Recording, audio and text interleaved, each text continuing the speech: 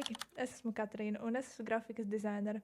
Un šajā mini īsajā kursiņā es pastāstīšu par tipografikas pamatprincipiem, lielākajām kļūdām, tā, lai jūsu vizuālajie materiāli vienmēr izskatītos labi.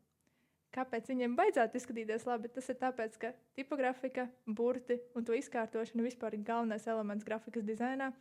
Un jebkas, kas tur var būt slikts, var likt lietotājiem pārtraukt izmantot jūsu produktu, jūsu sociālo mediju bildi, jūsu mājaslapu un jebko citu, kur jūs liekat burtiņus. Vispār tipografika ir tāda māksla sakārtot burtus pareizā secībā, pareizā biezumā, komplektēt viņus un izveidot tos tā, lai tie tiešām būtu saskanīgi un var pieļaut mega daudz kļūdu, ja nezinu pašus pamatprincipus. Tas nenozīmē, ka jums ir pašiem jāveido savi fonti. Jums lielākoties ir jāstrādā ar jau esošiem, kas ir pieejami Canvā, Adobe Illustratorā un jau citu dizaineru izveidoti.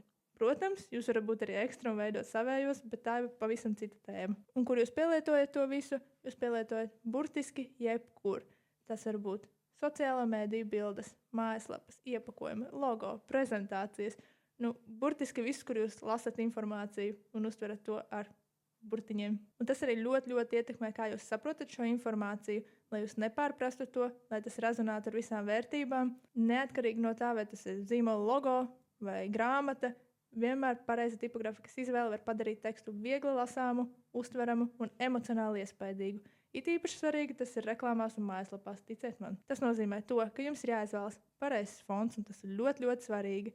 Tas veicina vieglu lasīšanu, rada noteiktu noskaņu, emocijas. Es parādīšu piemērus, kamēr es runāju, pašlaik iet piemēri ar to, kā nevajadzētu darīt, palīdz izveidot vizuālu hierarhiju. Un tikmēr nepareiza fonta izvēle, nepareiza fonta kombinēšana var apgrūtināt lasīšanu. Cilvēks var vienkārši pusē tavas lapas, pusē žurnāla, pusē tavu sociālo mediju postu vienkārši iziet ārā un beigt to lasīt. Nesaskan ar vēstījumu, ļoti bieži es redzēju šādus piemērus un padara dizainu haotisku un neprofesionālu. Tas nozīmē, ka ar šo informāciju, ko jūs iegūsiet šajā kursiņā, jūs varēsiet izveidot tiešām salasāmus, pareizi kombinētus un skaistus vizuālos materiālus. Pats pamats jau vienmēr ir izvēlēties, kas te būs jūsu fontiņš. Un tas ļoti bieži prasa ļoti ilgu laiku, arī man vēl joprojām, bet ir svarīgi saprast, ko katrs no tiem nozīmē, kādas sajūtas tas rada.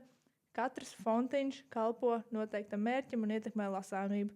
Te, kad jūs ieiet tajā pašā Canvā, jūs redzat, tur ir simtiem fontu, un tagad kuru lai izvēlas vai ne, tad jums ir jāsaprot, kāda emocija būs katra fonta veids. Tie vispār iedalās 5 veidos. Tātad serifu fonti, tie ir tiem ar tiem dekorācijām, kājiņām. Parasti tie izskatās kā rakstām mašīnu rakstīti. Tātad tie ir klasiski, eleganti, uzticami.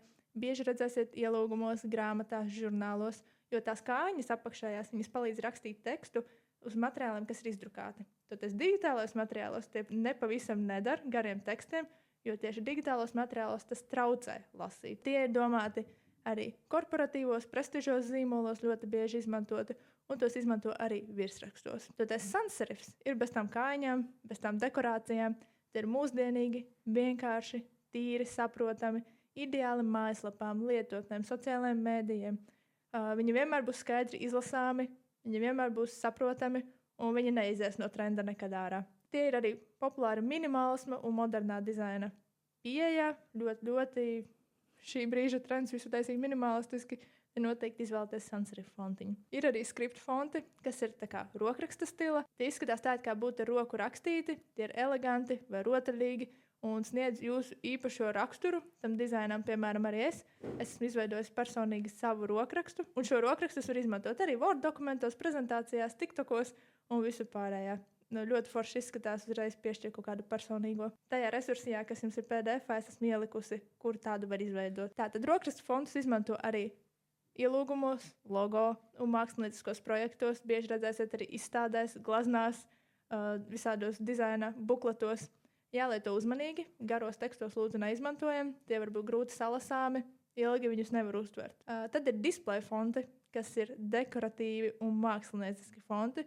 Tos izmantot tiešām īsiem virsrakstiem, ne garāk kā 4-5 vārdus. Tie piesaista uzmanību, bieži ir unikāli vai eksperimentāli, tie asociēs kaut kādu uzņēmumu, kaut kādu vērtību. Lieliski piemēroti virsrakstiem, bet, kā jau teicu, plakātos un vispār zīmolos neizmantojam tos kā gariem tekstiem, viņus vienkārši nevarēs salasīt. Un tad ir tādi monospace, kas ir pēdējais, tie visi burti ir vienāda platuma. Tas nozīmē, ko? Tie ir līdzīgi rakstām mašīnu fontiem, tā kā tādi tehniski, funkcionāli. Ja kāds ir nodarbojies ar programmēšanu, tad zina, kā izskatās programmētāju, tās visas lapas. Jā, tie ir tehniskie dokumenti, tur izmanto tos monospace fontus, un tur arī viņi darbojas. Bet kur viņus varat izmantot jūs? Ja tas kaut kāds moderns dizains, industriāls dizains, tas varbūt arī uz kaut kādām izstādēm, pasākumiem, kā tāda noteikta papildus vizuālā identitāte, bet noteikti ne ikdienā jūsu vizuālā identitātē. Tas vienkārši jums sajauks galvu, un jūs ļoti neērti izmanto kaut kādos dokumentos un garākos tekstos. Un tā, kad jūs esat izvēlējušies savus fontus, ir laiks saprast, kā tad viņus izmantot, kā viņus koriģēt, kā viņus rediģēt. To var darīt jebkurā programmā, kur jūs izmantosiet. Tas būs Illustrators, Instagram, CapCut, Canva, jebkur, kur jūs izmantosiet tekstus, arī tas pats Word, visas prezentācijas. Tātad jums ir jāievēro konkrēti pamatprincipi, un bez tiem vienkārši nekas nestrādā. Un ticiet man, viņi vienmēr būs vienādi, un tikai mega eksperimentālos variantos ir jāizmanto kaut kas cits. Un es arī parādīšu biežāk pieļautās kļūdas paralēli, kamēr es runāju, lai jūs tās nepieļautu. Tātad pirmā lieta, kas jums jāzina, ir hierarhija. Tātad, kas ir hierarhija? Tas ir veids, kā jūs lasat tekstu no A līdz Z. Tātad, ko jūs lasat pirmo, ko otro, ko trešo, ko ceturto. To parasti mēs darām ar burtu izmēru. Tātad lielāks teksts piesaista pirmo uzmanību. Tātad tie ir virsraksti. Apakšvirsraksti ir mazāki par virsrakstu, bet lielāki par parasto tekstu. Tas nozīmē, ko? Tas ir kā maziņš paskaidrojums virsrakstam, bet tas vēl aizved tevi līdz apakštekstam, tātad pamattekstam precīzāk. Tie parasti ir vidēji izmēri, lai būtu ērti lasāmi. Mazais padoms no manis, ja jūs nezināt īsti, kādus izmērus izmantot burtiem, tad pamattekstam ir jābūt apmēram 2-3 reizes mazākam par virsrakstu, lai tā kontrastu atšķirība būtu tiešām liela un pamanāma, un neizskatītos, ka jūs nejauši nomainījāt izmēru vai jums kaut kas nesanāca. Tātad visu, ko jūs darat pārliecinoši. Ja fonts ir savādāks, tad darat to pārliecinoši. Ja izmērs savādāks, darat pārliecinoši. Par krāsām un visu pārējo tiec tas pats. Nākamais ir tātad burtu svars, jeb burtu biezums. Visu boldēto tas izceļ informāciju, bet atceramies, viņu neizmanto pārāk daudz. Tāpat jūs izcelt informāciju varat arī ar lielajiem burtiem, tātad all caps, bet arī to neizmantojam vairāk par vienu teikumu, jo izskatīsies, ka jūs vienkārši bļaujat uz savu skatītāju, savu klientu un tā tālāk. Tā kā boldētos un lielos tekstus izmantojam tikai tur, kur tie tiešām ir nepieciešami. Regulārie, tātad tie ir paredzēti parastajiem visiem tekstiem, tie ir dinamiski, ērti lasāmi, ātri lasāmi un jums netraucēs nekur. Un tad ir light versijas, ja jau esat pamanījuši tādas ļoti, ļoti smalkas. Tie parasti domā tādiem tiešām īsiem blakus tekstiņiem, piemēram, jūs zināt, žurnālos apakšā uzraksta fotogrāfu ar ļoti maziem burtiņiem, tad tur izmanto tos light versijas. Bet viņi var būt grūti lasāmi, grūti drukājami, it īpaši kādiem materiāliem, kuriem ir reliefiņi. Tāpēc lūdzu izmantojam arī prātīgi. Par krāsām un kontrastiem runājot, atceramies to, ka jums vienmēr vajag saglabāt spēcīgu kontrastu. Tātad tumšs teksts uz gaiša fona, gaišs teksts uz tumša fona. Tas vienkārši uzlabo lasāmību, nevienam ar lupu nebūs jāskatās uz jūsu darbu. Tas ir ļoti, ļoti svarīgi. Ja jūs nezināt, kā pateikt, ir salasāms vai nav salasāms, pirmkārt, jūs varat ielikt to kādā no šeit minētajām aplikācijām, jeb mājaslapām. Tajos jūs varat ierakstīt jūsu krāsu kodiņus, un viņš jums izmetīs, ir labi vai ir slikti. Un vai ir labi lieliem tekstiem vai mazajiem tekstiem. Visu vienkārši parāda, un jūs būsiet pārliecināts, ka to visu varēs salasīt. Plus atceramies to, ka tas ir atkarīgs arī, kur mēs to lasam. Ja tie ir digitālie materiāli, tad tas kontrasts var būt bišķi zemāks, bet ja tie drukātie materiāli kontrastu veidojam ļoti, ļoti lielu. Krāsu var izmantot, lai arī pievērstu kaut kādu uzmanību konkrētām detaļām, vēl vairāk izceltu kaut kādu teikumu, vārdu. Bet atceramies to, ka pārāk daudz dažādu krāsu rada apjukumu, haosu, un nekad neizmantojiet vairāk par 2 līdz 3 krāsām, ja nav kaut kāda nepieciešamība īpaša. Tas tāpat kā ar fontiem. Ja jūs izmantosiet vairāk kā 2 fontus, jums radīsies apjukums, viss tas veidos tādu čumu un muģu, un cilvēki nezinās, kā labāk uztvert informāciju, kur sākt lasīt, un kur jūsu teksts beidzas, un uz ko vadīties vispār. Tāpēc atceramies to, ka krāsas un fonti nepārspīlējam, jābūt 2 līdz 3. Krāsas var būt dažreiz vairāk, bet labāk pieturēties pēc iespējas minimālākajai paletē. Un vēl viena lietiņa par teksta izkārtojumu. Vienmēr nolīdzinam vai nu kreisās puses, vai nu pa vidu. Ja tie ir gari teksti, tad pa kreiso pusīti, tāpēc, ka tā mēs esam pieraduši lasīt visas grāmatas, visas žurnālus, visas mājaslapas, bet pa vidu esam ļoti uzmanīgi, lai mums tur neveidojas tādi robiņi no sāniem. Katrā ziņā, tā, kad mēs taisam tekstu, tad izvēlamies visu līdzināsim pa kreisi vai visu līdzināsim pa vidu, lai nebūtu atkal kaut kāds čumumuģi. Un vēl viena lieta, kas jums ir jāievēro, ir burtu fontu kombinēšanas pamatprincipi.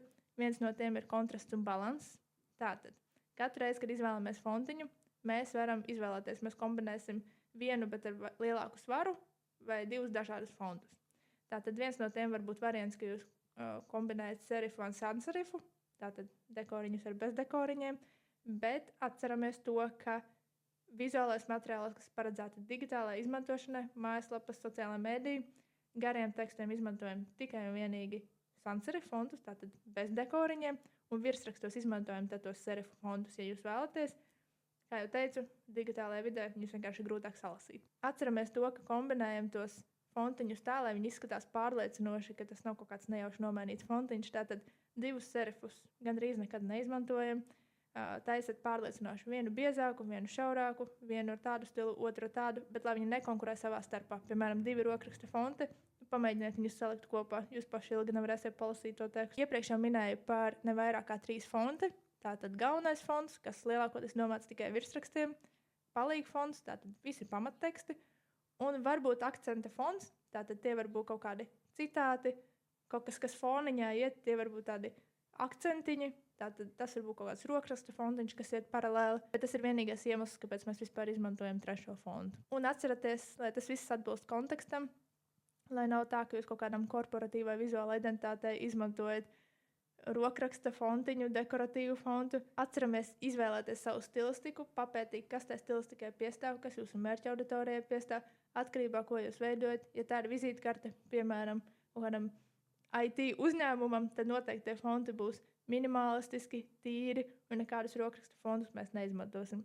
Tas attiecas uz pilnīgi visu, vienmēr pielāgojam jūsu auditorijai, jūsu vērtībām, tā, lai tas tiešām piestāv jūsu uzņēmumam. Un vēl viena lieta, kas man jāpiemina, jo to ļoti, ļoti bieži aizmirst, un es pielikšu piemērus, kāpēc tā nevajadzētu darīt. Atceramies, mēs tomēr, ja veidojam saturu latviski, mums ir tās garuma zīmītes, mums ir mīkstinājuma zīmītes, un ļoti bieži visi fontu veidotāji aizmirst par mums un neizveido fontu ar garuma zīmēm. Vienmēr pārbaudam, vai to jūs varēsiet izmantot arī tekstiem vai ģiķi, un tā tālāk. Tāpēc, ka kad viņiem nav kaut kādas garumzīmītes, viņi nomainās uz kaut kādu citu fontu, un tad jums būs kaut kādi 3 burti pareizi, 1 nepareizs, un tā visu laiku. Vienmēr pārbaudam, vai jūsu fonts pieskaņosies jūsu izvēlētajai valodai. Tas pats, ja mēs izmantojam arī citās valodās. Katrā ziņā, jebkurā valodā, kurā ir specifiski burti, kaut tāpat ir vācu valoda, krievu valoda, grieķu valoda. Esmu taisījis tekstu grieķu valodā un zinu, cik grūti viņam atrast fontiņus. Ir tā kā ļoti, ļoti uzmanīgi pavērojam garumzīmītes, un vai jūsu fontam tās vispār ir pieejamas. Es ceru, ka jums noderēja, jūs iemācījāties kaut ko jaunu, jūs vēlaties vēl kaut ko papildus apgūt, jeb apgūt grafikas dizainu pilnībā, tad esat aicināti uz manu kursu Grafikas dizains, kurā mēs apgūsim gan logo izveidi, gan vizuālo identitāti, gan iepakojumu dizainu, un, protams, to pašu tipografiku, bet daudz padziļinātākā līmenī. Es esmu arī izveidojis tādu mazu failiņu, kurā es uzreiz parādu jums vizuāli lielākās kļūdas, kur var dabūt ielādēt fontiņus, tādus īsus noteikumus, lai jūs vienmēr zinātu, kas ir pareizi, kas ir nepareizi, un praktisku uzdevumu, ja jūs to izpildīsiet, jūs jau būsiet soli tālāk pareizas tipografikas izveidē.